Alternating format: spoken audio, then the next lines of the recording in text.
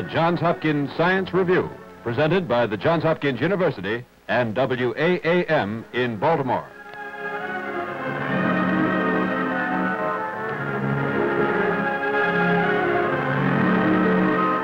This is the Johns Hopkins University, famed for 75 years for its contributions to science and the humanities. Here in its many laboratories, Hopkins scientists are constantly probing into the still unknown secrets of science, which, when discovered, will be translated into benefits to be enjoyed by you, the people of America. Each week, we look over the shoulders of those scholars as they work and catch a glimpse of the results of their scientific research. This week, we will see the work of one of the men behind the men of science as we watch the master glassblower.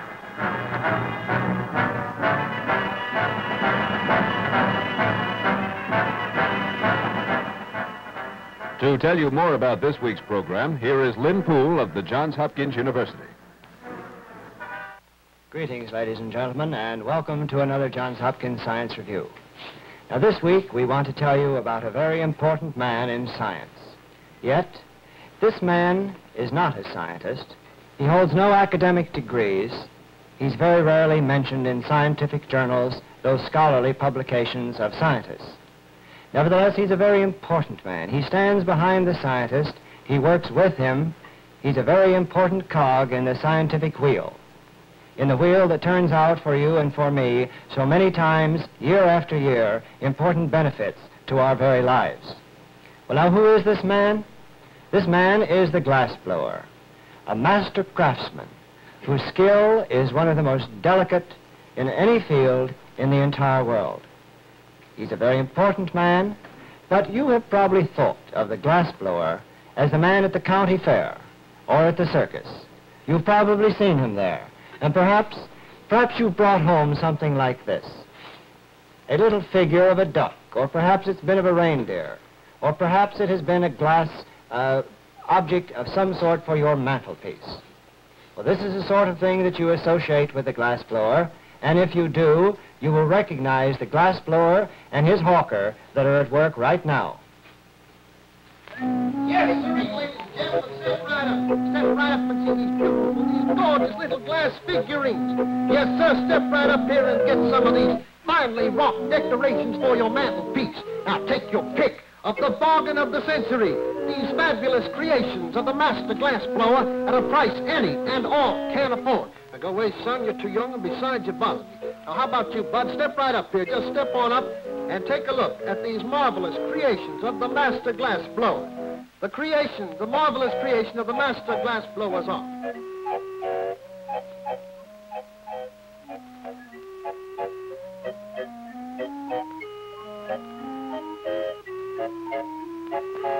Perhaps you do have some little glass novelties like these in your home.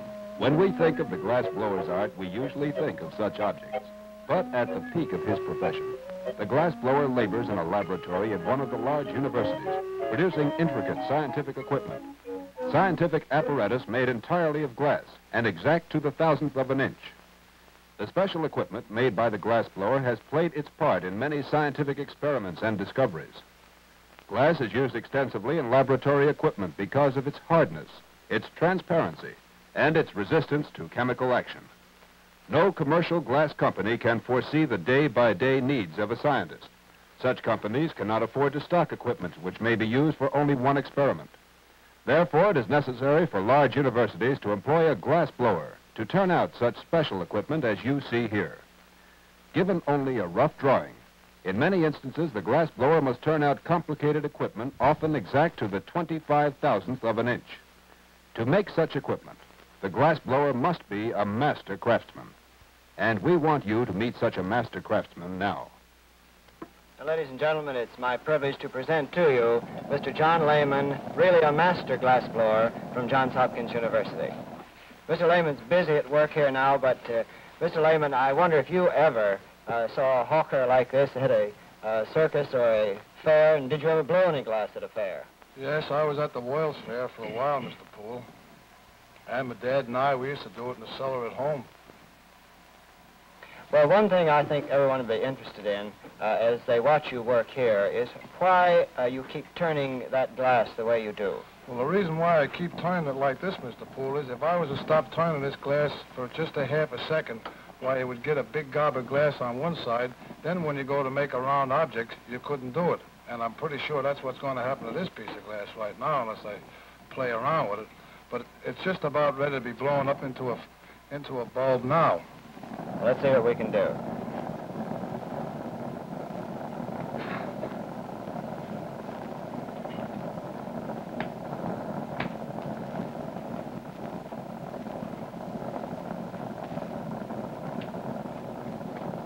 Well, I think you did pretty well with that one. Mr. Lehman, why do you put the glass back in the fire after you've already blown the bulb? Well, as it sets out here in the air, it chills off.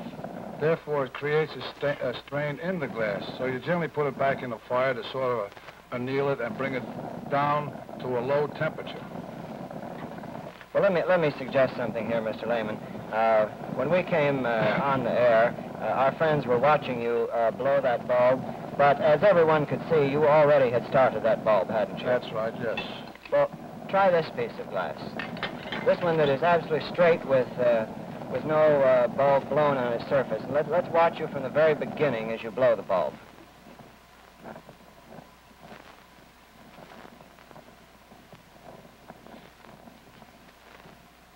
Incidentally, Mr. Lehman, how hot is that fire? This flame right now, Mr. Poole, is about 1,100 degrees centigrade. Of course, it all depends on the size of the tubing that you're working with, how hot your fire is. You generally work between anywhere from 9 to 1,800 degrees centigrade. Well, I imagine it would also depend on the object that you intend to make, how hot you have to have your glass. Yes, that's right.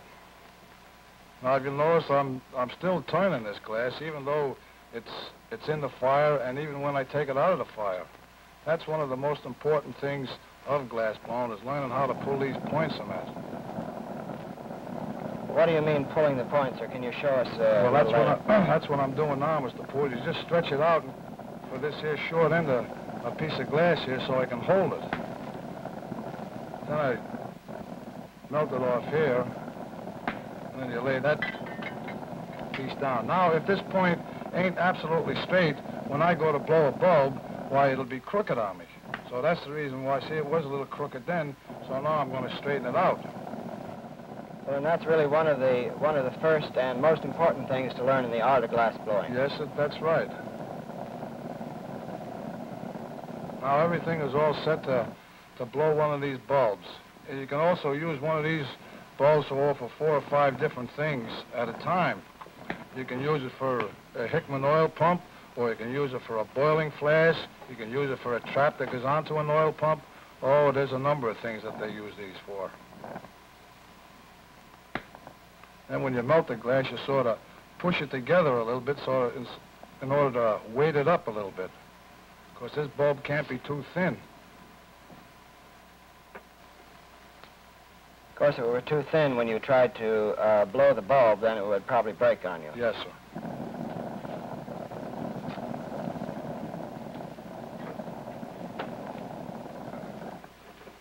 Now, the reason why I done that first was to get that glass evenly distributed so that it's almost the same thickness all the way around.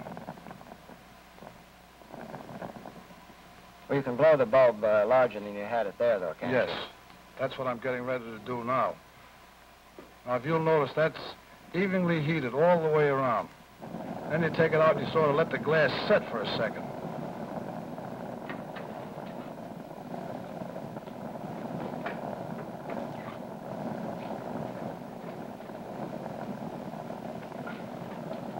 That's pretty. Then you put it back in the fire to anneal it. Yes, sir.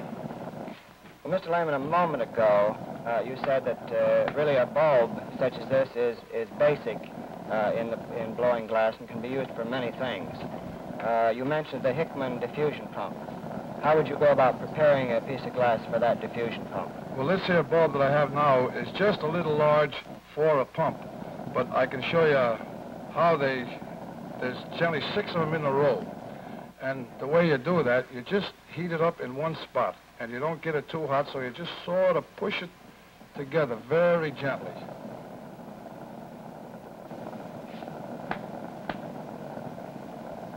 And all the while, you just keep turning and turning and turning. Boy, I can see my father now. Boy, did he used to holler at me. Turn the thing, turn it.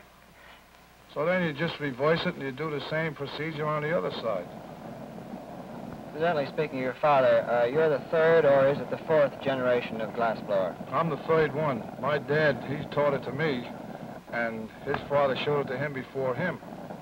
Well, how about your boy? Oh, I got a little youngster that's 7 years old, and I think he's going to be interested in it also. I generally take him down on the school on a Saturday morning and let him play around with it, because he's just about at the right age when a boy should start to learn it if he's going to make it a career. Of course, glass blowing, that is hand glass blowing, that's getting to be a dying art. They make everything almost by machine now, and they can't get any glass blowers. Well, now, let's take a look at this. When you finish this ball for the diffusion pump, it looks something like a rubber tire, doesn't it? That's right, yes, sir. Punched in on both sides.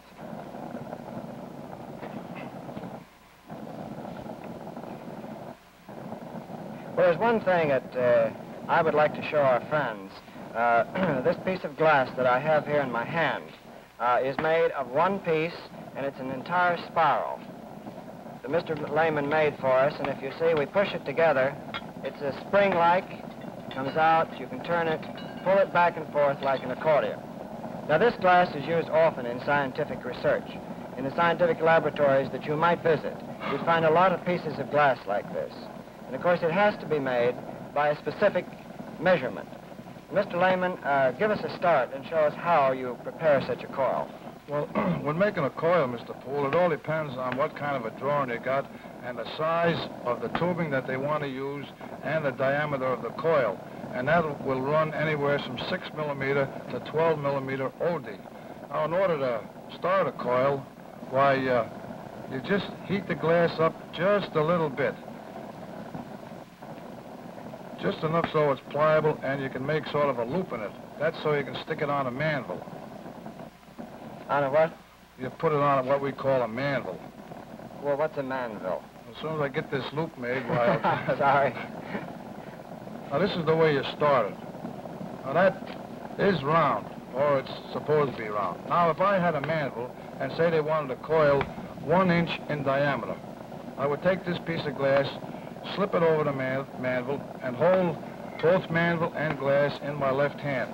Then I would start it here and just get that glass just warm enough so it will wrap itself around the manville.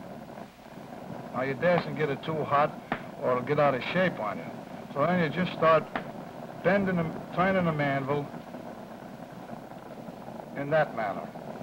Of course, on the manville, why, you have either a chalk line or a pencil mark that you follow so you get the right dimensions between each coil. Well, as you're turning there and making another loop, let me ask you something. You make the large coils, probably 1 or 2, I think I saw one almost a foot wide.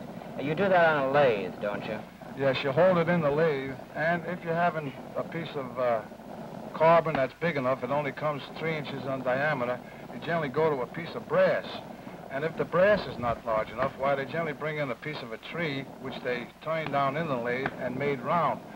Then we take a piece of wet asbestos and wrap it around that block of wood, stick that in the lathe, and then you have to turn the lathe with one hand and hold your Bunsen boiler underneath that and just turn it and let the glass shape itself.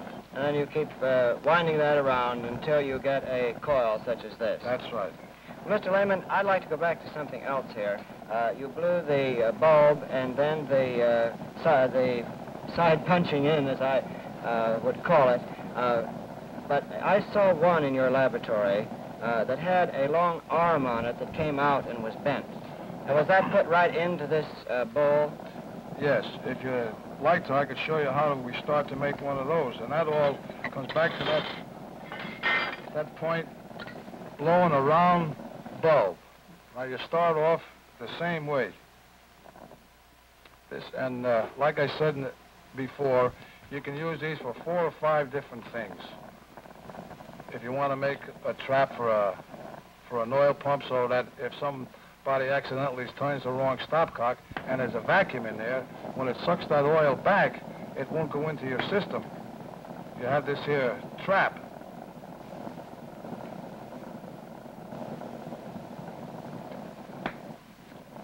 Now, that's pulling your point again, isn't it? Yes, sir.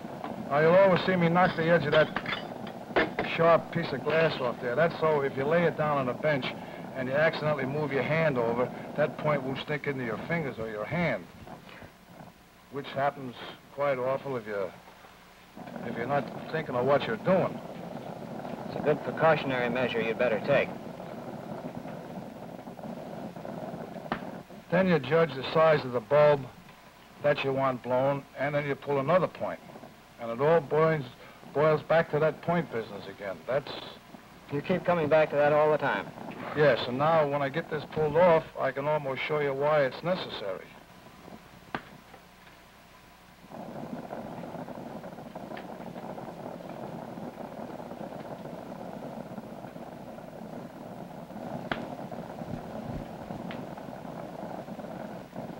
From where I'm standing, that looks pretty true and straight.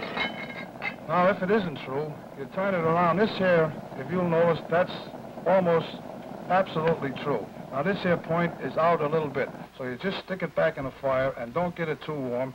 And as you keep turning it, you can almost tell when that's straight.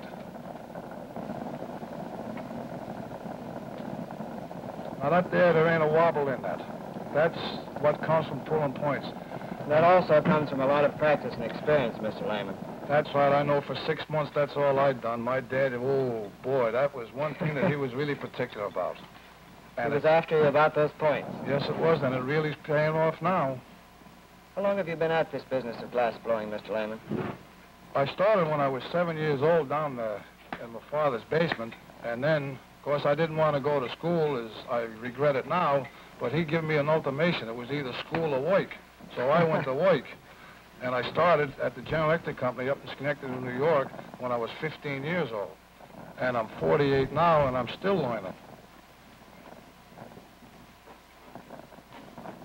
Now you'll notice I'll just push that glass together just a little bit. Now you'll see in the fire there's a flat spot. So what you do here is you just take it out of the fire and just give it a little puff. And sort of even that there gob of glass so it's an even thickness all the way around.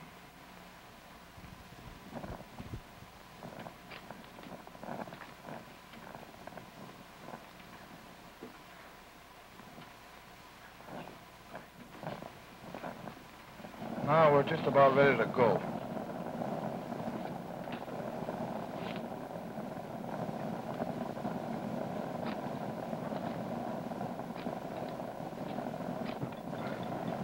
That's about as perfect a bulb as I've ever seen, Mr. Lehman. Now, in order to put a sidearm on there, you just heat up one spot of this bulb, and you gently put it about there. And you blow that hole out, and you close this end up. Then you have your other piece of glass, which is all ready, and you just knock that little fuzz off there, and you take this here, this is what we're going to call a sidearm now. You take them and you just sort of stick it on there just lightly.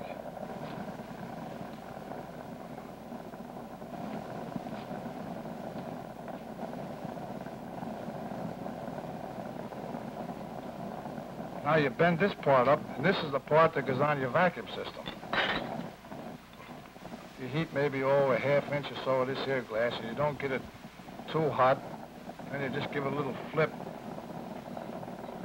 give it a little puff, and then set it down.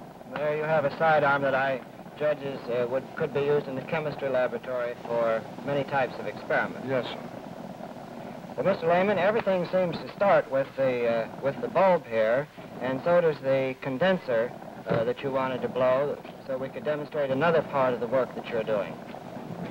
Well, I have one here, started here, Mr. Poole, and there's a piece of apparatus that you're going to see later on. I can finish this here one up. These here bulbs that I'm blowing now, they generally have, oh, maybe 10 to 12 inside of a tube, which we call a water jacket. This here, the water circulates around these here bulbs and keeps them warm, cool at all times. These bulbs have to be blown a certain size, certain thickness, and therefore you always start out with one that you think is pretty near right, and you go accordingly. And it always comes back to that turning business. You've got to just keep turning and turning. Well, turning and pulling points and being able to blow these bulbs seem to be the three most important things about glass blowing. That's the basic things, Mr. Poole, yes, sir. Well, of course, when you blow these bulbs, you don't decide what size they're going to be. Doesn't the scientist tell you? Yes, sir. He brings in a drawing of what he wants made, and then from there, then it's up to me. Sometimes I have to make maybe 3 or 4 changes in this piece of apparatus.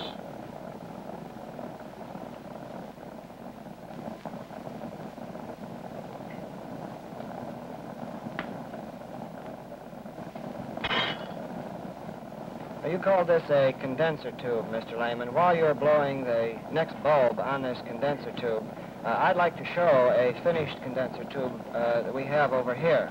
Yes, I'll just keep on finishing. As you said, the condenser tube filled with the, the various bulbs is placed inside a straight tube.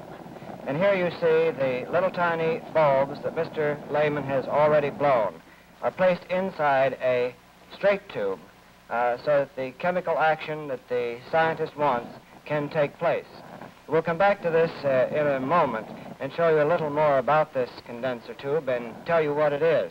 But in the meantime, let's see how Mr. Lehman's getting along with the condenser bulbs.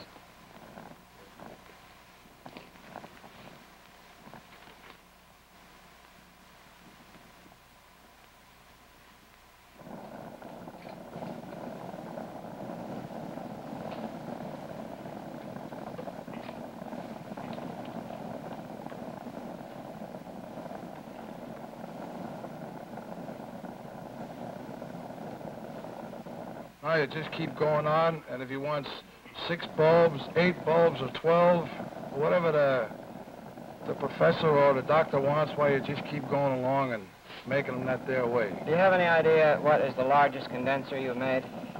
The largest one that I ever made, Mr. Poole, out of glass, was the outside jacket was 110 millimeter, which is a little over 4 inches. Well, while you're doing that, you spoke a moment ago about the fact that the scientist, the professor, gives you a drawing. And I have a drawing here that I'd like to show. This is the drawing that was given to Mr. Lehman by one of the professors at Johns Hopkins University, just a very rough sketch to show what he wanted in a piece of apparatus to be used in his laboratory. This is a basic design for this Othmer apparatus that you see here.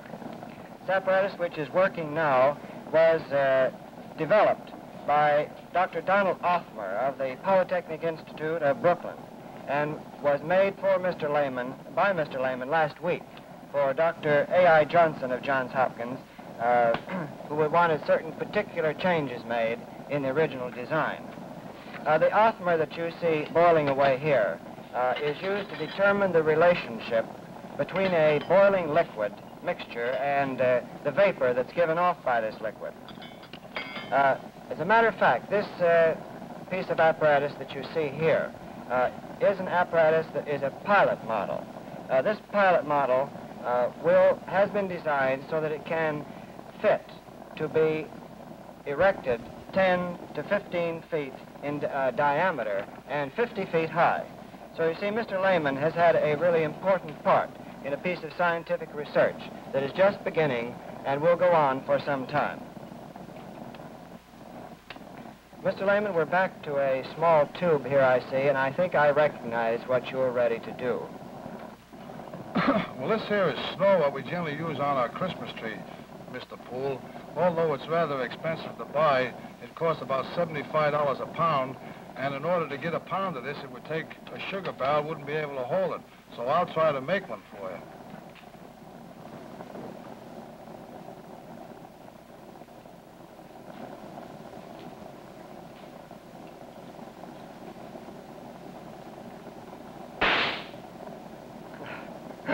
That there glass, Mr. Poole, is so thin that it can't be measured. The only way you can do that is weigh it.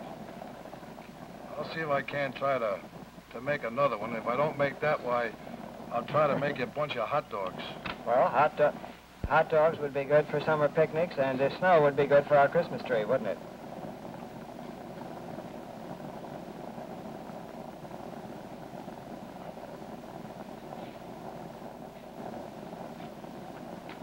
Yeah, there's a nice bunch of hot dogs here, Mr. Poole.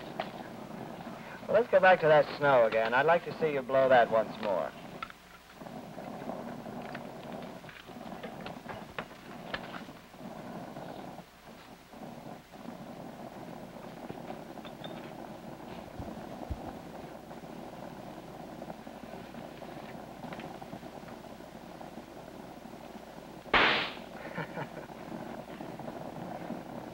Well, that was a loud crack, Mr. Lehman, and a very fitting close, I think, to the demonstration that you've given us here tonight on really the science of glass blowing. And I think most of you people will agree with me that although Mr. Lehman has provided us with a great deal of entertainment, you can see for yourselves that although he is not a scientist, claims not to be a scientist, he takes a very important part in all of the scientific research that goes on at Johns Hopkins University, by using his skill to provide this research scientist with all of the apparatus that he needs for his research. And we hope that you'll be with us next week, when we present another demonstration of today's science, when we present the magic eye. As long ago as 1888, it was discovered that a ray of light falling upon a metal surface gives off negative charges of electricity known as electrons. This discovery led to the invention of the photoelectric cell, or magic eye. The power of the magic eye has been used for many purposes. It has been used to regulate industrial equipment, to control the lenses of cameras in speeding reconnaissance planes, as an automatic opener for swinging doors, and for many other uses. Next week, we will demonstrate many of the uses of the photoelectric cell when we bring you the magic eye.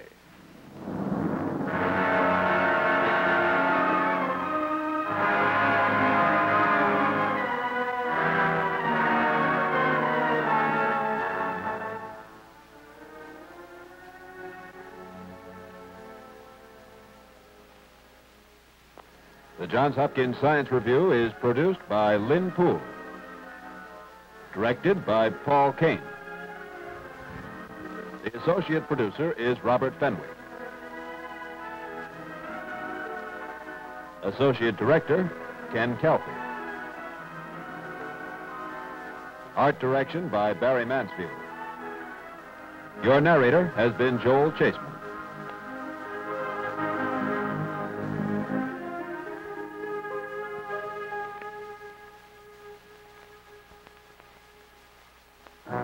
Portions of this program have been mechanically reproduced.